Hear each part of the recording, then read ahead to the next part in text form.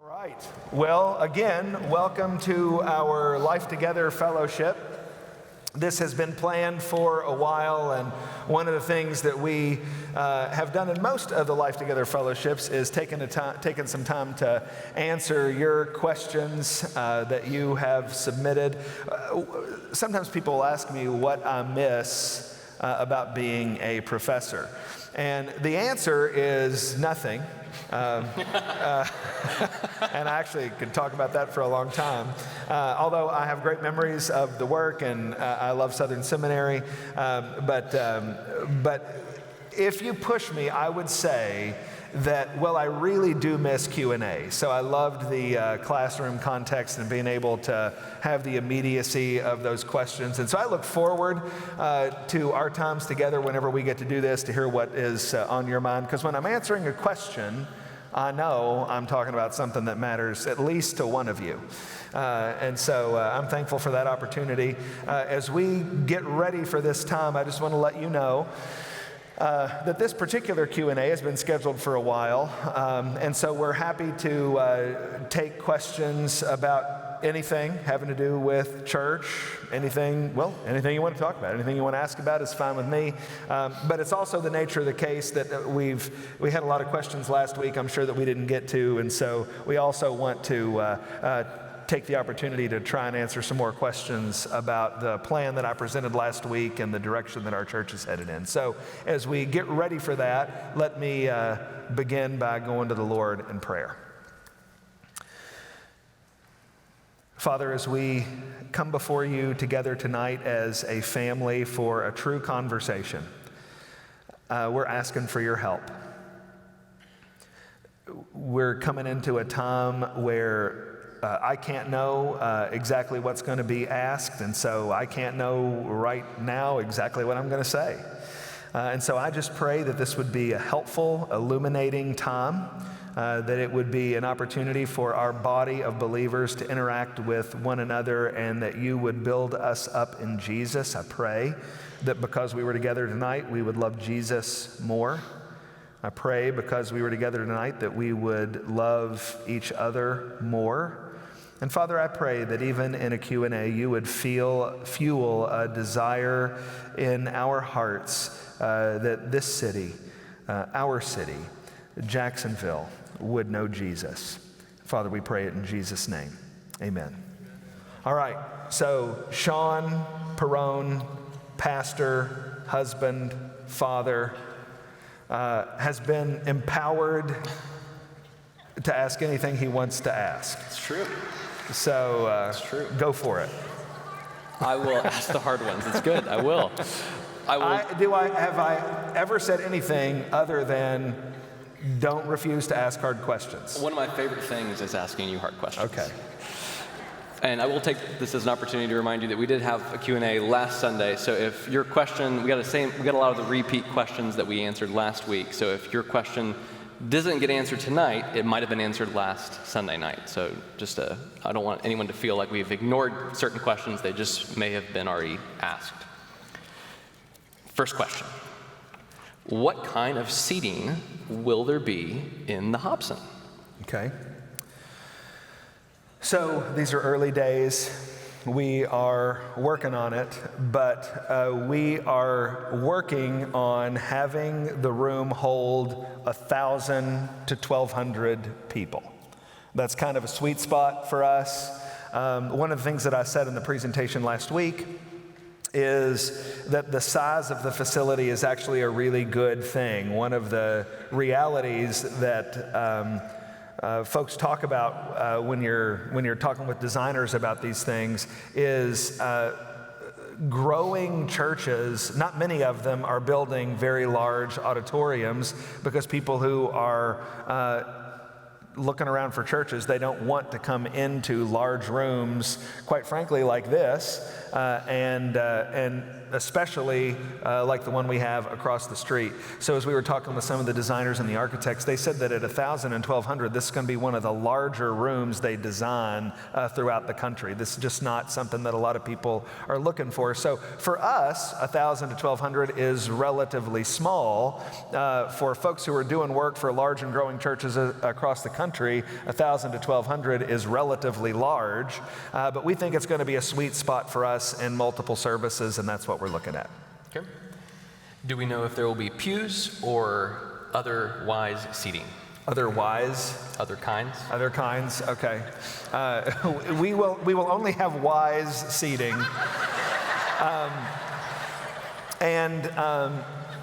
It's hard for me to imagine that it will be pews. It's great. All right. That's the first time that's ever happened. Yep. I got another question here. This one is actually not a question. So you said don't ask easy questions, or don't only ask easy questions.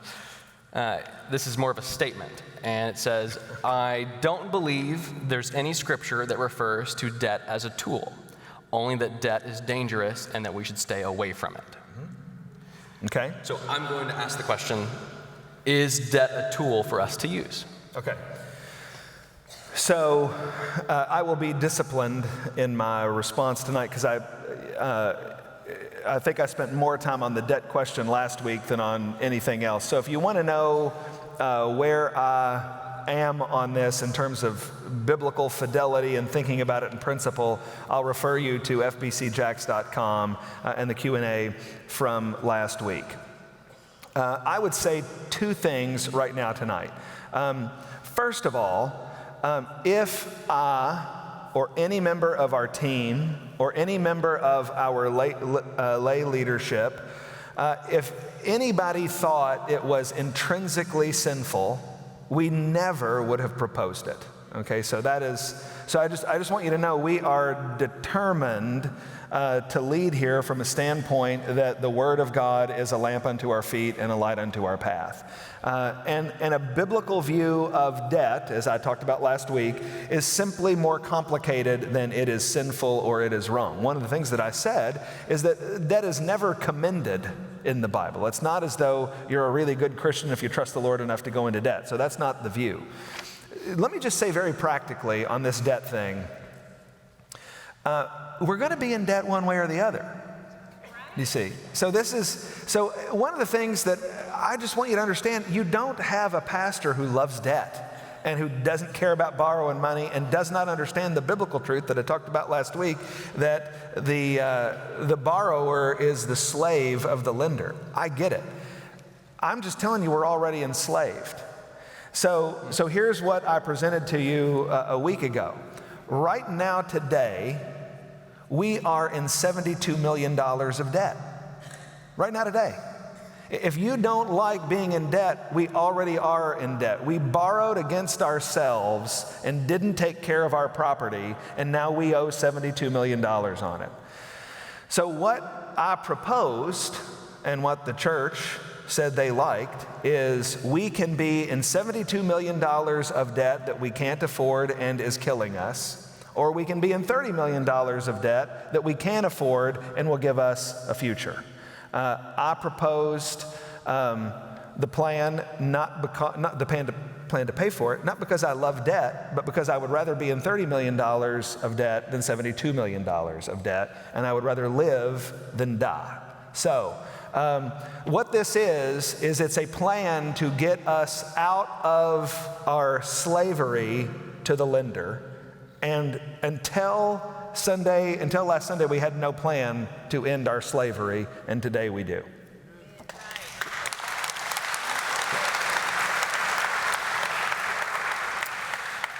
When will you give Sean that $100 you owe him? Oh wait, sorry.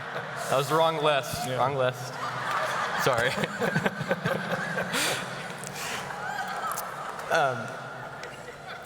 You know, some people are going to think that I actually do owe you $100, and they're going to say, that's the kind of pastor. All right. That's the kind of pastor that asks us to borrow money. He owes money to that poor little guy sitting up stage with him. My goodness gracious. That's going to be on Facebook later. It will be. Okay. Speaking of Facebook, is there a PR plan in place to handle the negative press or spin in the community of the downsizing of our downtown campus? So first of all, yes.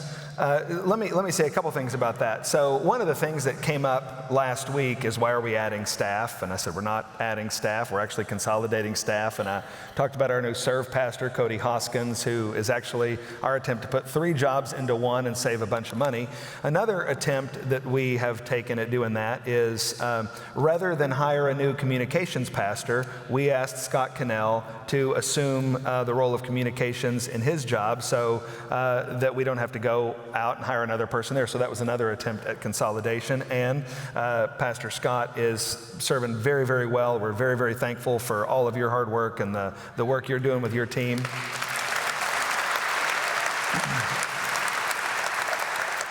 And they have put together a masterful communications strategy, in my view. In fact, I'll just tell you without saying more than I should, that there is another church in the Southern Baptist Convention who was up against the ropes about 10 years ago. And when they saw everything that came out of First Baptist on Sunday, the senior pastor of that church called me and he said, I got my team together and I showed them what you guys did. And I said, where was him and his team when we were doing this 10 years ago? And so they just thought it was, what they did is a little bit different than what we're doing, but it was a church that was sinking and in trouble, and they had to turn around, and their evaluation was, oh my goodness, what you guys are doing is really, really incredible and really exciting. So we do have a strategy. You have seen part of that, and we're thankful to Scott and others on our communications team for leading that. The other thing I'll say is, really, honestly, there hasn't been a lot of negativity. I mean, most of what I've seen has been, I saw one kind of wild and crazy thing, but most of what I've seen has been really, really positive. So I'm encouraged about what's out there. Good, me too. Will middle and high school be together in one youth group, or will they continue to be separate? What did you say? I think that was a no. Someone is rending their garments. Yeah, so we have no plans to combine middle and high school into one. Oh my goodness gracious. Until right now.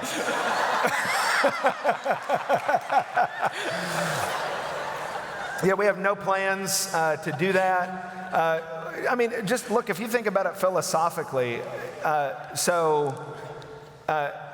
what happens between 6th grade and when you graduate high school? It's a lifetime of different. I was a different human being from my sophomore year of high school to my senior year of high school. I mean, that's just, there's so much happening, and we don't have any plans to try to shove all that together and try to deal with it as one. So we intend to continue to have our youth ministry be subdivided into middle school sections and high school sections.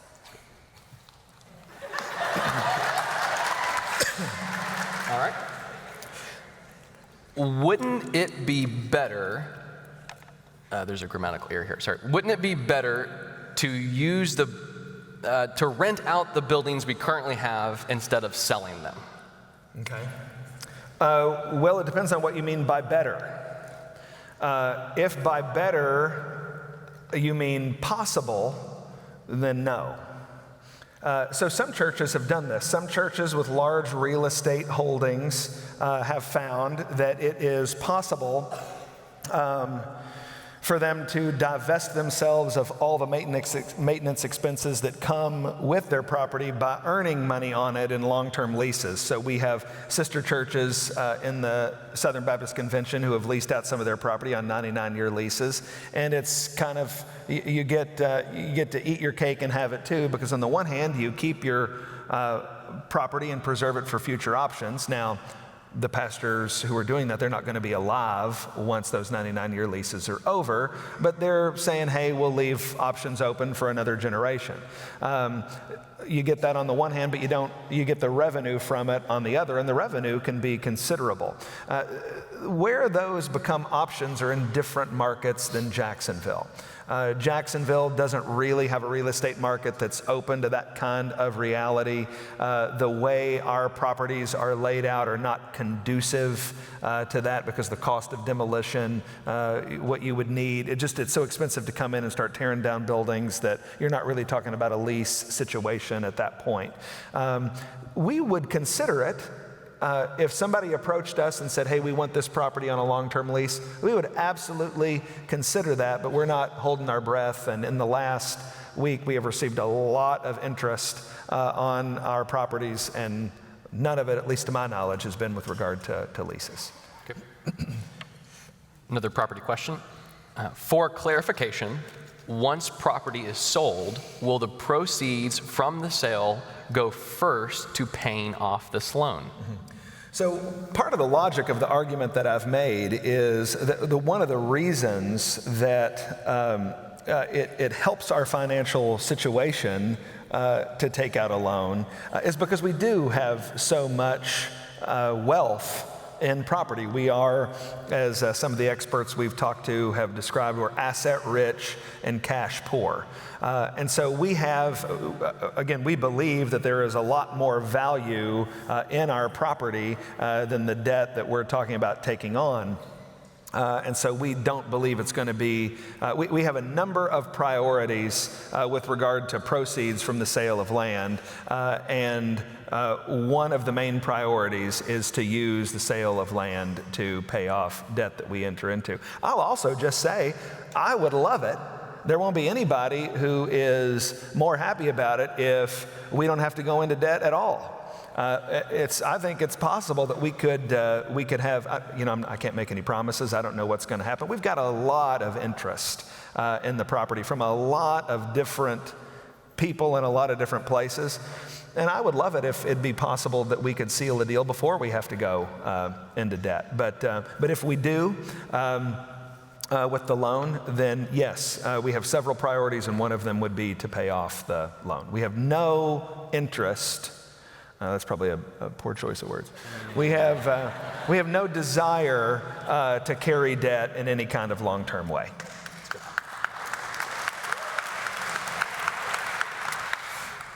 We believe we heard cafe, but not kitchen. So moving forward, meals on Wednesday nights is not part of the plan, question mark. Question, not part of the plan?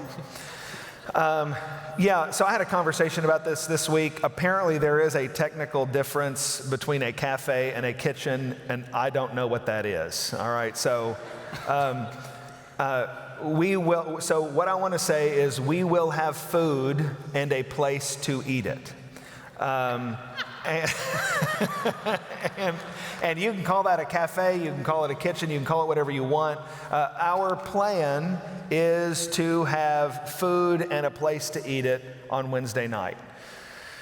So, in fact, I think I mentioned this, I said it in one of the conversations, but one lady in our congregation said, oh my goodness, I'm going to have to cook dinner on Wednesday night. And I said, you do not have to cook dinner on Wednesday night. It wasn't my wife, by the way. But one wife did ask that. I don't know what the details of that will be. We got as far as we could go with answering as many questions as we could before we had to stop and get church approval to move forward. The next phase in the design and architectural part of this is the schematics, where we're going to get actual specifics of square footage and specific locations. And so we will take that information once the specifics of the place where food will be prepared and where it's eaten. We'll take that and we will work with our team to figure out what's possible in there. But so don't hold me to cafe or kitchen, just we will have food and a place to eat it. That's good. Speaking of voting, why did we need to vote immediately? Why not wait a week for our questions to be answered? Okay, that's a great question. A couple answers to that question. First, this is the way we do it at First Baptist Church. So nobody in here has a story about having half a business meeting where we talk about the situation, and later a second half of the business meeting where we approve it. That's just the way we do it at First Baptist. So I'm going to break my response up into two parts. One is precedent. There's no precedent for doing that. When First Baptist Church votes on a $15 million budget, we do it right then. When we call a pastor, we do it right then. So when the special meeting was called to elect me as senior pastor, you heard the motion and you voted on it. When the special meeting was called to call Mac Brunson as senior pastor, he preached and you voted on it. When Homer Lindsay brought Jerry Vines to be senior pastor, here's the motion, you voted on it. So big things by custom happen in this church. We get together and we talk about it. So by precedent, that's what we do. The reason we've done it that way by precedent is because of a really important practical issue. So, first of all, for 3 weeks, we told you something big was going to be happening. We told you that, hey, you needed to be here on September the 8th, be here, be here, be here. I told you to expect something big. I talked with a lot of people who changed their vacation plans, who changed their travel plans to be sure they were there. The other part of this is that in our church, on any given Sunday, we'll have about 3,000 to 3,500 people on any given Sunday. But there's a lot of churn in that numbers, so let's just stick with 3,000. As much as a third of the crowd that was there this morning won't be there next week. So we have about 30% churn in our attendance. What that means is we would present the plan to one group of people and have another group of people vote on the plan. It's fundamentally unfair to have people show up, hear the plan, and be ready to vote on it, but not able to because we wouldn't hold the vote. And it's fundamentally unfair to ask people who were there the following week who didn't hear the plan, but they have a right to vote on it. And so the only practical way to do this is when we say we're having a business meeting, you need to show up and be ready to think. You also will, I'll tell you, I haven't talked to anybody. I'm not saying there is nobody. But I'm saying I haven't talked to people, I've talked to hundreds of you this week, that isn't really excited about what you heard and doesn't understand the essential nature of where we are. I think the most common statement I heard was something like this: anybody with eyes has seen this, and we're thankful to just finally be talking about it and have a plan to deal with it.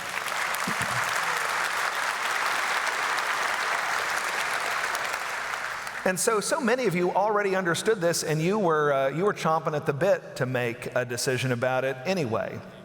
And so because that's the way it's always been, and because it'd be unfair to do it any other way, that's why we did it. That's good. It's helpful. Can we have a review on how trustees are chosen and what their duties are? Okay, so trustees, if you want to be a trustee, 3 things have to happen to you. First, you have to be a deacon. So trustees are a subcategory of deacon in our church. They can only be selected from the deacons. Then you have to be nominated by the senior pastor. And then you have to be voted on by this congregation at our annual business meeting, what we call our annual business meeting. We have a business meeting a month, but we call it our annual business meeting. And so be a deacon in good standing, be nominated by the senior pastor, be approved by the congregation. So maybe we should call this Q&A the importance of membership and business meetings. So you guys get a say. Nobody forces anybody to do anything. In fact, I'll even just, going back to Sunday, the reason I said if you're opposed, I want you to stand up, the reason I did that first is because I didn't want to be accused of pulling a fast one. I'll also tell you this. I asked, and there were a lot of sweaty palms in the room when I asked for it. I asked for a bunch of paper ballots. We had thousands of paper ballots ready on Sunday morning in case it was a close vote. If you couldn't eyeball it, that wasn't a problem. But if you couldn't eyeball it, we were ready to hand out paper ballots to every member and have a surefire count. That, again, wasn't necessary, and I'm thankful for that. But you're a member, and you get to vote any way you would like to vote, and nobody is pressured into anything. And so we have these trustee votes. So when I or the business meeting moderator gets up and says, hey, here are the slate of trustees, that's an important thing, and you should listen and vote. Once you become a trustee, you serve at the pleasure of the senior pastor according to our bylaws for 1 year. And you can be re-elected for a term up to 4 years in any 5-year period. No one person can be a trustee for any longer than 4 years in any 5-year period. And the job of a trustee is to, the language in the bylaws is to assist the senior pastor. So our trustees do not have governance functions. They administer some things. They write some checks, and they approve the budget that I, as the senior pastor, submit to them. They help with legal and financial oversight, but they're not governors. They don't have that kind of governance authority. They assist the senior pastor and serve at his pleasure. So just for example, at our meeting this past week, we talked about a number of things. We talked about a couple of financial issues that I asked for their advice on. We talked about, oh my goodness gracious, a couple of contractual issues we're dealing with that I asked for their advice on. I actually don't know what all. There was like 6 different things on the agenda. We reviewed the financial reports from last month. There were some questions about that, good questions. I will tell you, our trustees are good and godly, faithful men who love you. They love our church. They love Jesus Christ. And I am thankful for their wisdom and insight and support. In fact, if you are a trustee in here, would you stand up if you dare? There's some back over there. Thank you, guys. There's more than that. We have 15. The bylaws require that we have at least 11 and not more than 17. But I'm thankful for each and every one of those men that just stood up, and you serve faithfully and you serve well, sacrificially, and all the rest. So, is that good? That's great. And I will take the opportunity to plug membership. If you want to become a member and you're not an active member at First Baptist, you can email any pastor, you can pull any pastor aside, and we'll get you started in the process. Here's a really serious question. How is Heath's hair not gray?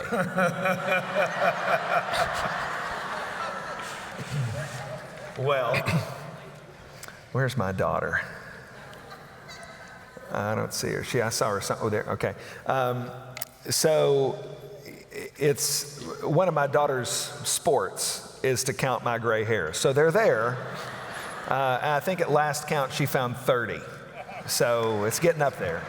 Good. All right. Essentially, how many services will there be in the Hobson?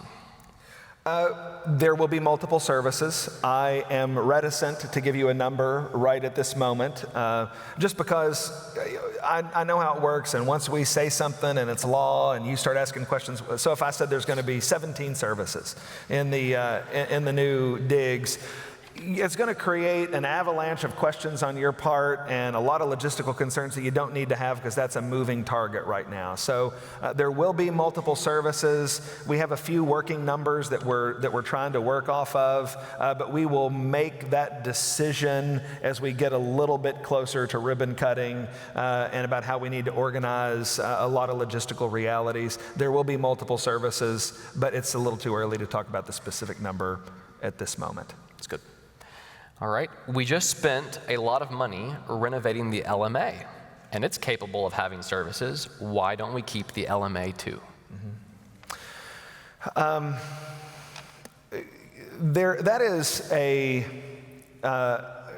fits in. I'll come back and talk about the LMA in a moment. That fits into a larger question of how did you get to the situation where we are now and on that block, and I talked about some of that last week. What I want you to understand is that we spent a lot of time on this. One of the things that's actually been very encouraging to me is since we started rolling this out in concentric circles of folks a month or so ago, is I have yet to be asked a question that we haven't seriously considered and thought about. Maybe your gray hair wasn't. Well, I didn't think about gray hair, but yeah. But I just want you to know that all these questions, I just want to encourage you that you are not the first one to think about it, and it's not like you put lightning in a bottle that we haven't thought about. I'm just letting you know we have spent, I don't actually know how many 15-hour days and 7-day weeks I have wrapped up in what we've been talking about publicly now for a week. I would want to encourage you that every iteration that is conceivable with our downtown property. Every iteration conceivable we have worked through. We've talked about crazy, wild ideas. Things that would make you sweat if I told you that it even entered our minds. And those 10 reasons for the Hobson that I gave last Sunday are meant to give a positive argument for why that block. Why not this one? There are all sorts of reasons. I'll try to rattle off a lot of them. The size issue. We think it's going to be better to have a smaller, even more historic room than this one is. We think it will be more conducive to multiple services to be in the Hobson than in here. And remember, we want multiple services. We want to increase the opportunities for service and volunteerism in our church. If you're talking about why not keep this 2, well, now you're talking about 2 blocks, and now you're talking about nearly doubling square footage, and now you're talking about multiple hundreds of thousands of dollars. And remember, you just added a whole bunch of space that we don't need. And so we just have to be more disciplined than that. Then you look at what it takes to... We could have services in here, and we are having a service in here, but what it would take for this building to sustain everything we do, even though they poured millions of dollars into it, they didn't do everything it needed done. And I'm just telling you, there is real trouble in this building with regard to deferred maintenance that just makes it not affordable to make this building what we need for it to be long term. Also, one of the things that I mentioned about the Hobson block is that's the one block that has everything on it. And to renovate these facilities so that there's office space and adult space, it actually starts getting into the cost prohibitive area. So we actually spent a considerable amount of time seeing if we could make this block work, and we could not do it. I'll also just say, there is, and I say this with a little bit of reticence actually, there is no way to make these decisions as a church committee. So I just said, I'll never know. My wife actually might, but I'll never know the 15-hour days and 7-day weeks that have been poured into this. Meetings on top of meetings. People flying out of town to meet with designers and architects, people flying in town to try to figure, we have met with the very best people in the world on this. And there's just no way. My sermon on Sunday was 1 hour and 20 minutes. And that was the best I could do. To bring everybody in on everything would stop the church and cripple it. And so what you do is you vote to call a senior pastor, and I am working to establish the best team of guys and gals that I know of anywhere in the country. And there is a real sense in which you will have to trust us. And you'll just have to believe that we're working as hard as we can. We're making the best decisions that we know how to make, and that's what we're trying to do. Will we continue to have international ministries on the campus? And if so, is there a plan? Okay. Let me also include that in a larger conversation. I'll come back and answer it specifically. But this is like a lot of questions that come up where it's sort of like, what are we going to lose in this deal? What are you going to get rid of when this all comes? So are we going to have choir and orchestra? I've exercised a lot of self-control. I'll bet. Are we going to have choir and orchestra, though, for real? Why is everybody laughing about the choir and orchestra thing? Are we going to have it? What about FBA? We going to have a school? What about international ministries? Okay. Are we going to have international ministries at the First Baptist Church? Okay, so here's what I just want you to know. This plan is not about eliminating anything. So there's no ministry, there's no like dartboard in my office with the ministries that we're trying to get rid of, and the way we found to get rid of them without pain is just to move on to one block, okay? This is not about eliminating anything. It is about preserving our desire to do ministry as a church. I talked through the applause. I'm sorry. I should have let you get it out. Let me try that again. This is not about eliminating anything. It's about doing church. Woo! You guys are crazy. So, we're not trying to quit anything. Everything we do will look a little different, all right? We want to have choir and orchestra, it's going to look a little different. School, this was the first question we got to last week. Sorry, I got this frog in my throat. We're going to have a school. First Baptist Church, let me just even say another thing about the school. First Baptist Church is one corporation, just from a business perspective. First Baptist Academy is another corporation. They have their own leadership, their own board. We have had a very close relationship, and we're thrilled about that, and we're not trying to end it, but they have used our physical space.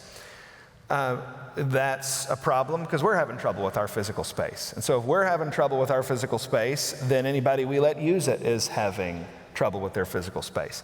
And that includes First Baptist Academy. But I love First Baptist Academy. All three of my kids go to First Baptist Academy. We're in a good mood about First Baptist Academy. First Baptist Church did not make a decision about the future of First Baptist Academy. The future of First Baptist Academy is up to the board of the First Baptist Academy. And you better believe they are working hard on generating solutions and options for how it's going to look different. It won't look the same. It's going to look different. But their future is up to them, and you can pray for them and be excited about all the good things that are going to happen at First Baptist Academy going into the future. We have not decided to eliminate First Baptist Academy, not by a mile. International congregations. We want to have international congregations. It's going to look different. We're going to have to figure out where everybody goes. There's going to be a lot of questions about that, but we have not made any decision in any conversation about September the 8th and since that international congregations don't exist at First Baptist Church. Related. Will there be a consolidating of Sunday school classes during remodeling as well as after it is complete due to less available space or possibly multiple services? Okay, so yes, we are going to have to consolidate some Sunday school classes in the transition from where we are right now to getting ultimately back in the new building. That will just happen. We're not trying to end anything. We're certainly not trying to end Sunday school. But here's what I want to do. What I want to appeal to you is to be flexible. You know, if you remember anything about the presentation from a week ago, that we do not have the physical space problem that you might think we do. So if you think, well, how are we ever going to do it on one block? You think our problem might be that we won't have enough. I told you that the problem is we have too much. So we have plenty of space for everybody in a transitional period. The issue isn't the amount of space, the issue is the layout of it. And we have been working hard on where everybody's going to go once the time comes to make way for the demolition and remodel of those buildings across the street. It will include some consolidation. We are going to be talking with Sunday school teachers and leadership about that once the time gets here and once we need to start making specific decisions about who goes where. I just want to ask you to be flexible. If every person in Sunday school decided they were going to dig their heels in and put up a fight about being flexible, you'll just be in there when the wrecking ball goes through, and that's going to be on the news for sure, and it won't be positive. So you will have to be flexible, but yes, there will be some consolidation, and we'll be speaking more about that once we have the specifics of the timeline and locations. Will satellite churches be able to hear your sermons, or will they have pastors of their own? That is a great question. I think the most important thing we are talking about as a church is all of this consolidation down to one block. I think the second most important conversation we are having is one I haven't been having publicly, but we've been talking a lot about it behind the scenes, is whether First Baptist in multiple services will have one preacher or many. So in multiple services, in multiple sites, there are two different ways to do it. Some churches do it where you have one preacher, the senior pastor, who is the preacher for the whole church and all of the congregations, and he preaches live or via video at every single location. That's one model. Another model is the multiple preacher model, and that is where the senior pastor is one preacher, maybe even the first among equals, but there is in most cases, live preaching by a campus pastor at each of the locations. We have done a little bit of a hybrid of that in our multi-site model at First Baptist, and we are taking this opportunity. I'll take ownership of it. I am taking this opportunity of kind of the reset that we're going through to figure out what is going to be best for First Baptist. There are strengths and weaknesses to having one preacher that's everywhere. There are strengths and weaknesses to having multiple preachers from campus pastors. There's a negative and a positive to everything in life. I gave senior staff a document with 10 different vectors that I want to make the decision on, and throughout the fall, we are going to be thinking really, really hard about what that looks like. My mind is not made up. And in fact, I've asked everybody on senior staff to, hey, I want you to be honest about your preferences, but then I want you to be open to just doing whatever's best for First Baptist is what we'll do. And so if it's best for First Baptist to have a plurality of preachers on Sunday morning, then that is what we will do. And if it is best for First Baptist to have me be the one preacher everywhere, then that is what we'll do. And I don't know what the right thing to do is, but you can pray for us and we'll see what happens. It's good. Let me just say, though, because I can hear the talk in the hallways. There isn't any plan for me to be anything other than the Sunday morning preacher downtown. So we're not talking about that. That's either a good thing or a bad thing, depending on who you are and what you think. But you might as well know that we're not talking about me being anything other than the principal preacher downtown on Sunday. But what that looks like, we'll just have to see. I know we're 2 minutes. 2 minutes, so we will choose wisely. Ask a good one. We got time for one more, so make it a good one. No pressure. It's good. This is an interesting one, but I like it. Okay. Okay, this is how the conversation starts, or the question starts. Okay. Okay. So helping with demolition may not be feasible, but is there anything we can do to help physically with the church rebuild? Okay. Even though I do appreciate the consideration of people ready to get sledgehammers on Sunday and go across the street. So I heard that. So God bless everybody who wants to help. They come anonymous. Okay, yeah. So no, this is serious work. It's going to be a sophisticated operation to take that down and do everything. Maybe we might be able to save $20 million if we do it, though. So let's get some hammers and, and some duct tape and go over there and save some money. That won't work. We'd have a code problem. You know what? I think what you could do is, honestly, if you will pray and ask for, there's so many moving parts. There's 100 million things that have to happen between now and the spring of 2021. 100 million things. You ought to see what we started talking about as soon as the church said okay on Sunday.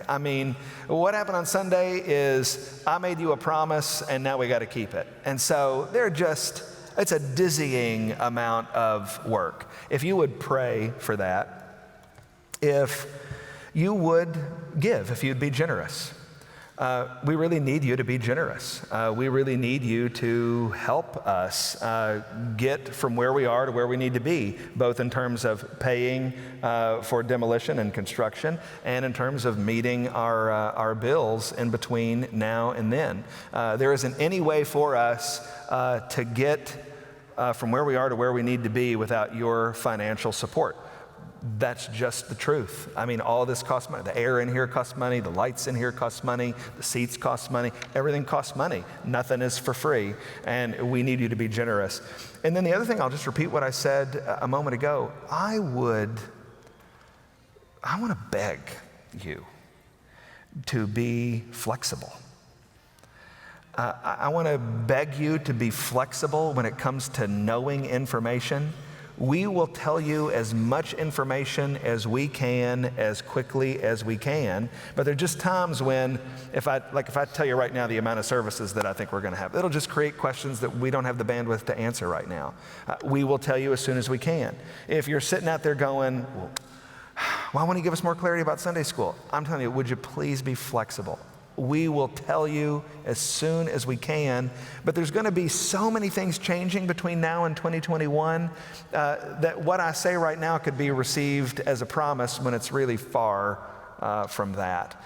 And then be flexible when we ask you to do things that are out of your comfort zone. This is what I was talking about this morning from Nehemiah. Everybody likes to stay comfortable. Everybody likes to do the easy thing. Everybody likes to do what they did the previous week. Elvis left that building, all right? So we're going to ask you to do some things that feel uncomfortable. We're going to ask you to have Sunday school class in a room that you don't want to have it in. We're going to ask you to do it with people you don't want to do it with. And you have been doing Sunday school with this group, and now I'm just saying, we need you to be flexible. And if everybody decides they're going to dig their heels in and stiffen their neck, well, this is not going to be fun for anybody. And so if we could just be I saw a sign one time in one of my high school teachers' classrooms, and it said, when you're flexible, you don't get bent out of shape. And so if you would just show up to church expecting it to be different, expecting it to change, and if you would get frustrated, if you get frustrated and fired up when we don't talk about Jesus Christ and when we don't talk about the Bible, and you're calm about most everything else, well, we're going to be in great shape, okay? So pray, give, and be flexible.